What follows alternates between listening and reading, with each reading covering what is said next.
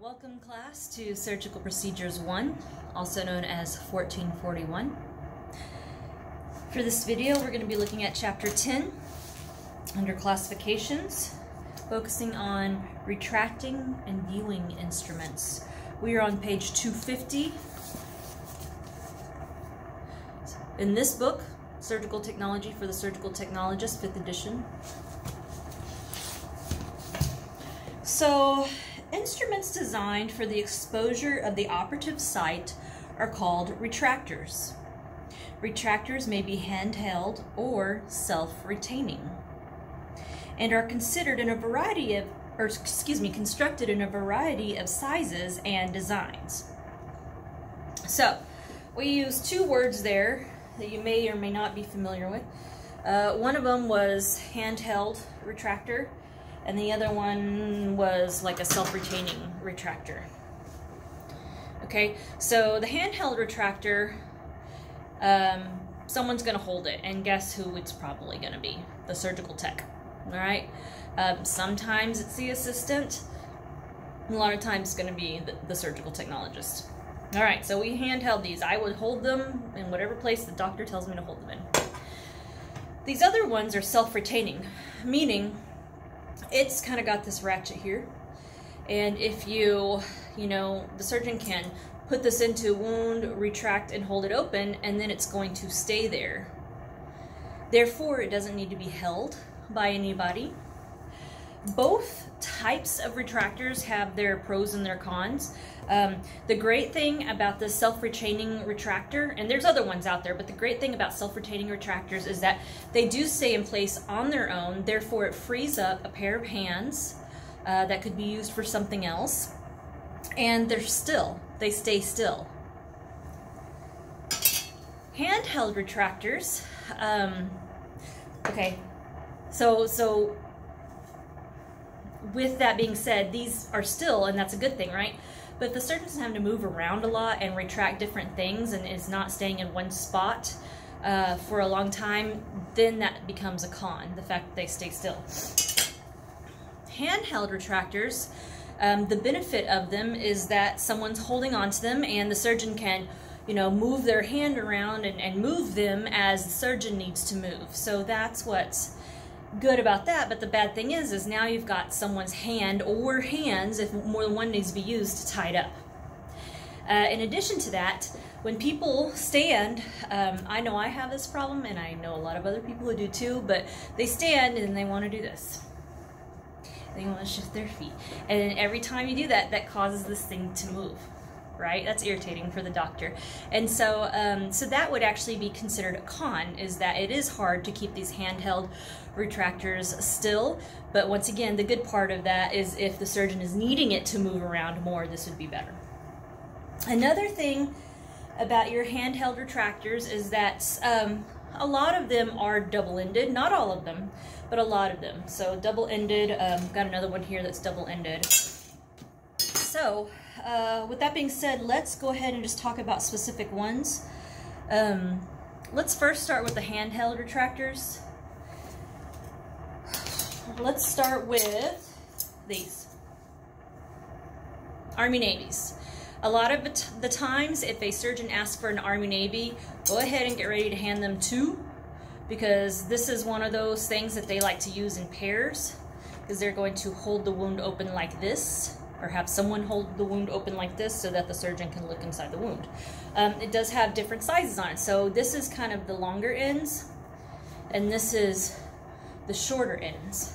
They're called Army-Navies, and there's a big joke that they love to play on students, and I try to warn all you guys, but they love to just say, okay, so this is an Army-Navy, which end is Army and which end is Navy?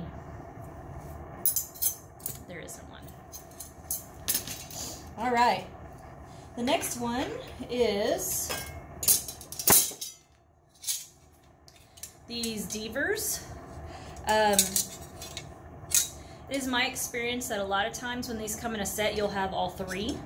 However, ones of different sizes will be pill packed, or they should be at least, available to people if something drops or if you just really need one of these. But they do come in different widths. So, here's the thinner one, medium, and then large. You know, another thing about these handheld retractors is oftentimes they are used to retract the abdominal wall or certain organs within the abdominal cavity and the thoracic cavity. For example, this is one that you would probably use inside the abdominal cavity especially if you're dealing with the liver, and or maybe doing an open gallbladder, which isn't that common anymore, but it does happen. So this is called a Harrington retractor, but it's also called a sweetheart retractor. As you can tell, kind of got this heart thing going on. So that's the big difference. I know it's really similar to the smaller Deaver, but the big difference is that heart.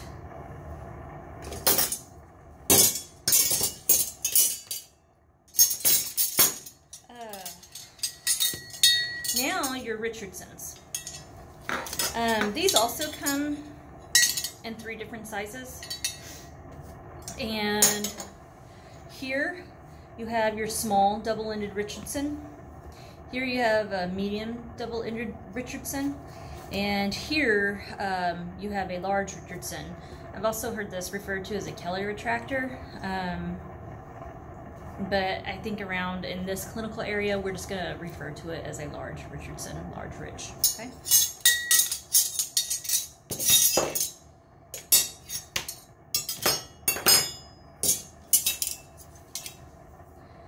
Next is a malleable.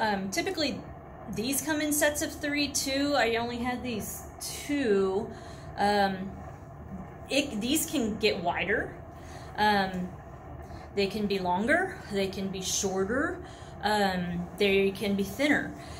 There is a neuro retractor that I have always heard referred to as brain ribbons. I'd have to look up to see if that was the proper name, and we're not in that chapter now. But the point is that they're malleables, but they're shorter and they're really thin. But it's the same thing as malleable, it just has a different name. But anyways, malleable actually means that you can manipulate what it is. So the doctor can manipulate this to be at an angle that's going to help retract better than any other retractor that the surgeon might need. But yeah, it has a lot of other uses too.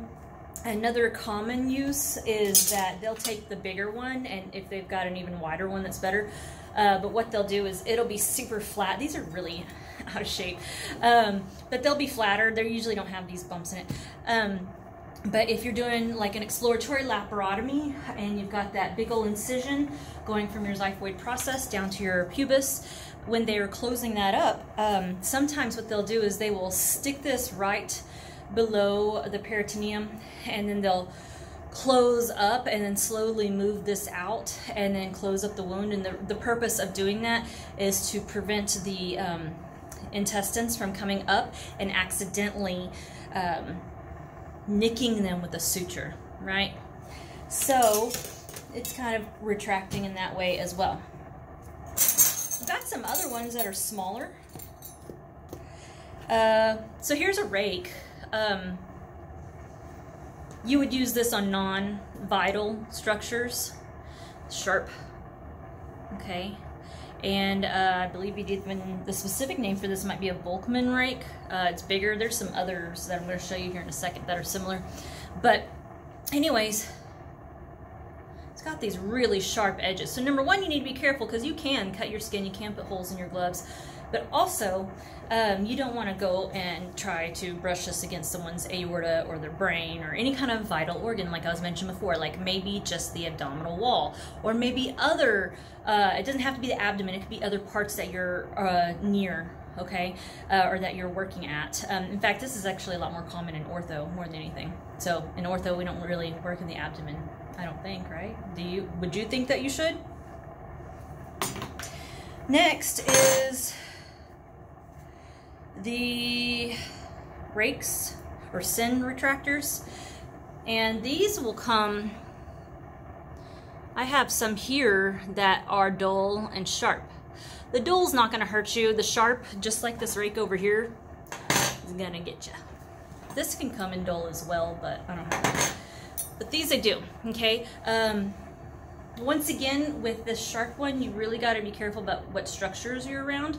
And some surgeons will prefer one over the other. And it should say on their pick ticket, case card, whatever you want to call it, it should say what they prefer and what specific instrument they want. Do they want the dull or the sharp sin retractors? You're a lot more likely to use this more superficially, so like on the skin, especially the sharper ones. And then we've even got hooks like this. Now this is a double skin hook. They also come in singular hooks where it's just like the one hook. You can use these in ortho. You can use these in plastics. It helps kind of to retract the skin.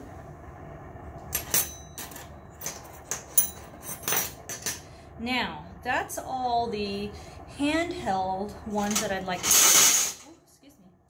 Let's look at the self-retaining. So earlier I showed you this guy, gal, whatever you want to call it. It's called a Gelpie. And it does have very sharp ends. So once again, this is another thing you're going to have to be really careful about to not hurt yourself or other people. But this is a self-retaining retractor, Gelpie. Got these wheat lanners right here, and these come in dull, which is what I have here, or sharp. I don't know if I do have a sharp one right here handy. Dull, oh sorry, dull, and can you see how sharp these are? So it comes in dull and sharp, comes in a lot of different sizes. This is really tiny. There's bigger ones.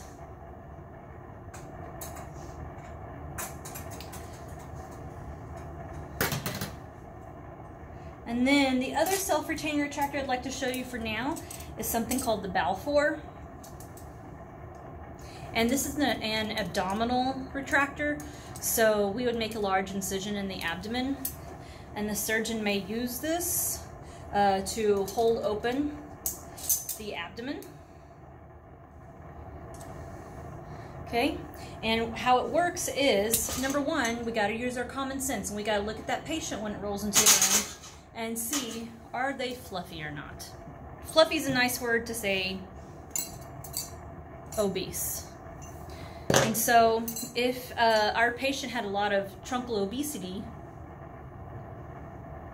I might use this longer one. If I have a smaller patient or normal sized patient, then I'd have this one. So let's just say we have a regular sized patient right now. There are different Balfours out there, and some of them hook on a little bit differently, but they're pretty much all the same. So what you do is you would see how big your patient is, how big or small, and you would have to put these little blades in here. Make sure they snap on.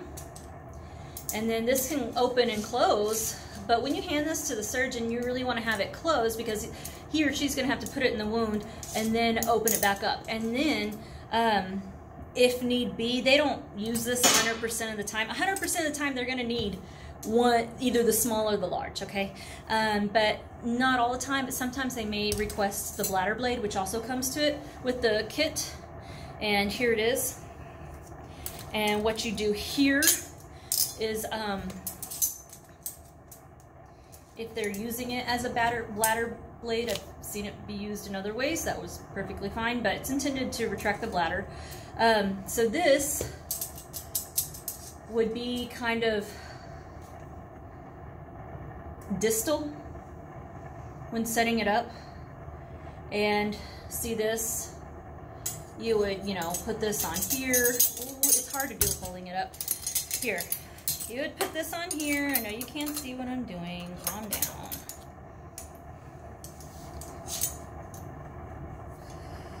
Oh, it's stuck now. I don't know what happened. Oh, there we go. Anyways, these are old. They're falling apart. It's really supposed to retract further back, but I was having trouble getting it in the right spot. Oh, there we go. And then there's this wing nut here, and you would open, you could tighten it or loosen it. as the doctor needs. So that's what that is, a bladder blade. Anyways, Balfour, that's the name of this retractor, Balfour. This is probably one of your more common abdominal retractors, and you're mostly going to use it in general surgery. And there are others out there that I don't have here, but you'll see, so don't be surprised. This is like your basic one. There's way fancier ones out there, and I think one of your other instructors will have a complete like special retractors day with you guys. Well, he'll take you up to the hospital and show you all of those fancy ones. We got a few more to go through here. So those are all retractors. There's also, what goes into this category is viewing instruments. And it says on page 251, viewing instruments may provide retraction. However, their main function is to allow visualization of a structure. So some examples that I have here is number one, you have this nasal speculum, and it can go up the nose, and the surgeon can close this and then tighten this here, and that leaves it open, and it's going into the nasal passage. So yes, it's retracting, but it's also allowing he or she to look through here at whatever structure it is they're wanting to look at. Now, the other one I brought for you is this Graves speculum, and this is a vaginal speculum, and it goes into the vagina, and they'll hold it open. They'll also call this a duck-billed speculum. It looks like a duck. But anyways, and it holds it open, and then they can tighten it here. I'm not sure if these are working. Yes, they are. They can tighten it here to hold it open, because really what they're wanting to see inside the vagina is more than likely the cervix. And yes, there's plenty of other ones out there for viewing purposes. There's rectal retractors that are really just viewing instruments. But yeah, that's it for now for basic instrumentation in the retracting and viewing section. Thank you.